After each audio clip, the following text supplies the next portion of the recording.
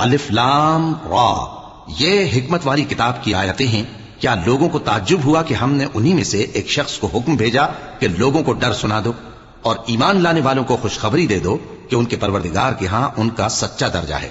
ایسے شخص کی نسبت کافر کہتے ہیں کہ یہ تو کھلا جادوگر ہے۔ تمہارا پروردگار تو اللہ ہی ہے جس نے آسمان اور زمین 6 دن میں بنائے، پھر عرش پر جلوہ افروز ہوا۔ وہی ہر ایک کام کا انتظام کرتا ہے، کوئی اس کے پاس اس کی اجازت حاصل کیے بغیر کسی کی سفارش نہیں کر سکتا۔ یہی اللہ تمہارا پروردگار ہے، تو اسی کی عبادت کرو۔ بھلا تم غور کیوں نہیں کرتے؟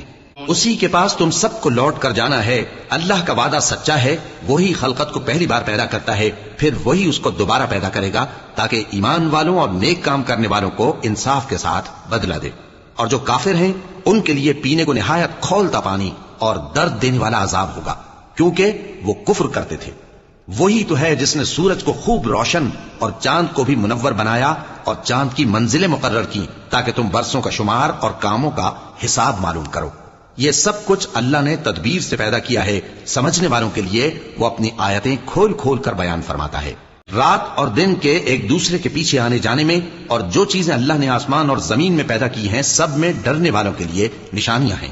جن لوگوں کو ہم سے ملنے کی توقع نہیں اور دنیا کی زندگی سے خوش اور اسی پر مطمئن ہو بیٹھے اور ہماری نشانیوں سے غافل ہو رہی ہیں، ان کا ٹھکانہ ان اعمال کے سبب جو وہ کرتے ہیں دوزخ ہے۔ اور جو لوگ ایمان لائے اور نیک کام کرتے رہے ان کو ان کا پروردگار ان کے ایمان کی وجہ سے جنتوں میں پہنچا دے گا، ان کے نیچے نعمت کے باغوں میں نہریں بہ رہی ہوں گی۔ جب وہ ان میں ان کی نعمتوں کو دیکھیں گے تو بے ساختہ کہیں گے سبحان اللہ، اور آپس میں ان کی دعا سلام علیکم ہوگی، اور ان کا آخری قول یہ ہوگا کہ اللہ رب العالمین کی حمد اور اس کا شکر ہے۔